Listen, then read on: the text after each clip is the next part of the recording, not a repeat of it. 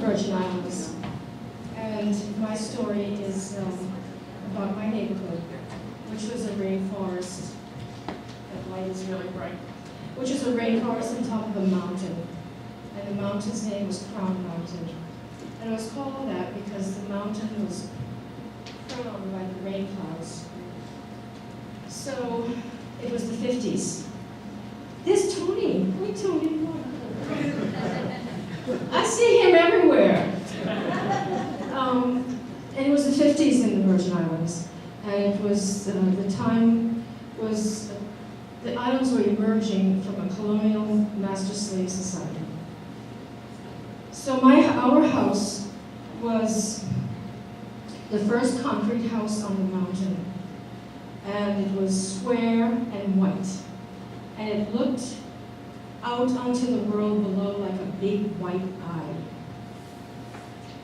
Now, from our porch, you could see the Caribbean Sea stretching straight to the horizon. And on to the right of us was the Yankees, Puerto Rico, and to the left of us was St. Croix. In the afternoons, I could hear the bombs bursting over the Yankees. And my father, my stepfather, would say it was the Marines in the war games.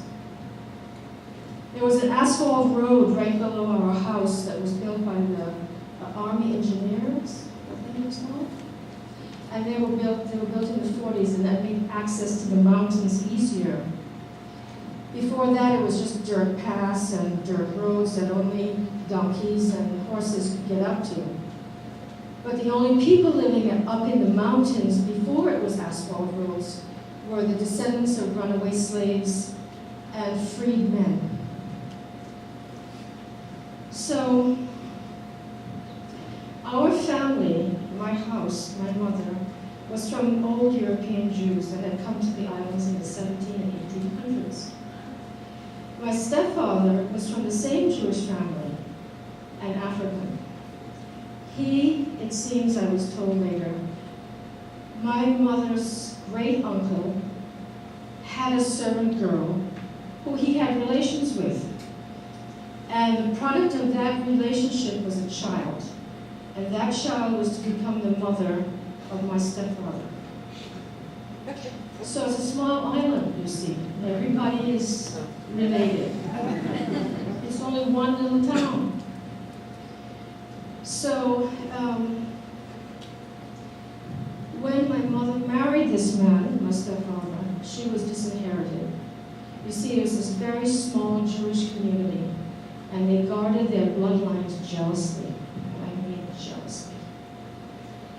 So they disinherited her, and she moved with my stepfather from the hills of the gentrified to the other side of the mountain, other side of the island, to a higher mountain. The mountain side was very rich, and our land was very rich with life. We had tons of mango trees. I mean, there are all kinds of mango trees, you know, there's not only one mango. It's just like that. It's like people say, you know, we have mangoes, but it's like apples. You have Fuji, you have Macintosh, same with mangoes. We had mangoes, we had guavas, we had mommies, we had sourshops. Banana trees, which are really not trees, were everywhere. We had papaya. Papaya is wild, and papayas were big.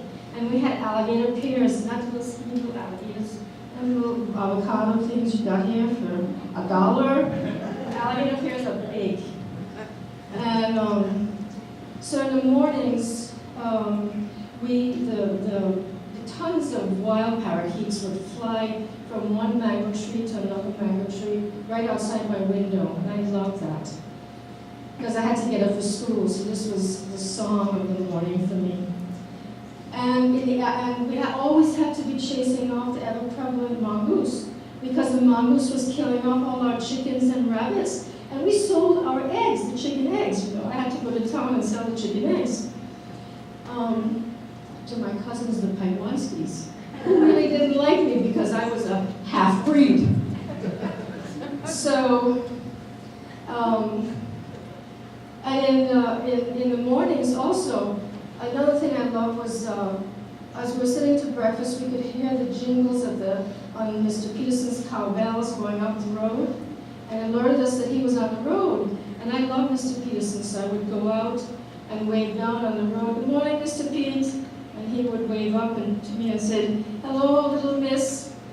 And in the afternoons, we had the jetting boys and the sisters. These were the descendants of the runaway slaves I was telling you about. And they were friends of ours, and they would come and play with us. And the sisters always had these big, large, sultanic tin cans on their head to go get water from the cisterns up above. And the cisterns were built by the army because we relied on rain for water. So the army built large concrete catchments that fed the cisterns. So meanwhile, back in the house at this time, my mother was falling into deep darkness. She had bouts of rage, and she slept a lot. And at night, she'd leave my father and us at home, and she'd go out dancing in the clubs, merengue, cha-cha-cha. She was a very good dancer. She was Jewish, after all.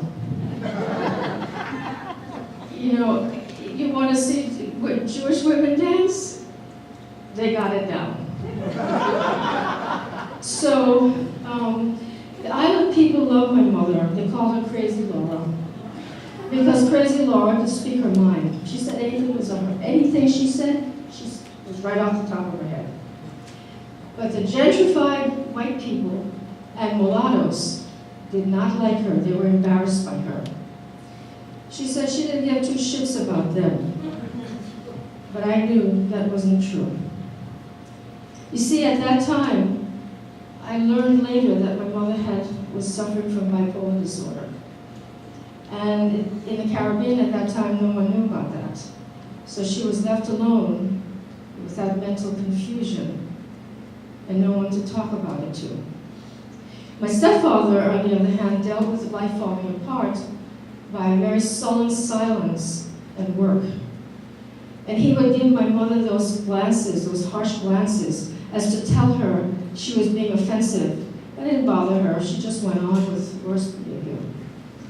She loved those glances. It was a challenge. My stepfather was a chemist for the Virgin Island government, and he overlooked the production of rum and the distilleries. I can't remember what the hell else I was going to say. So on Saturdays was my day with my grandmother. And my mother took me to High Road, where my grandmother's great manor house was. And the house had great iron gates and stained glass doors. My mother wasn't allowed into the yard, so she dropped me off at the gate, and after she left, my grandmother and I would walk down the hill to the synagogue. The synagogue was a very old Moorish temple kind of thing. And it had sand on the floor, because they were Sephardic Jews. And we would sit there in the back and listen to the old man chant some strange tongue. Being with my grandmother was very much like a dream world. You know, she had polished mahogany furniture, crystal chandeliers, stained glass doors, and these cool breezes that would come in through the many doors. And it was a life of order. And part of that order was to tell me who I was. You are not a Nelthrop, you are a Collins, she said, denying the fact that my stepfather, Mr. Nelthrop, had adopted me. You see, I never knew my father. My father was an Irish American, and he left when I was 3 months old in the middle of the night. So my grandmother's world was an order that I just thrived on. It was the only world that I could escape my mother's insanity. And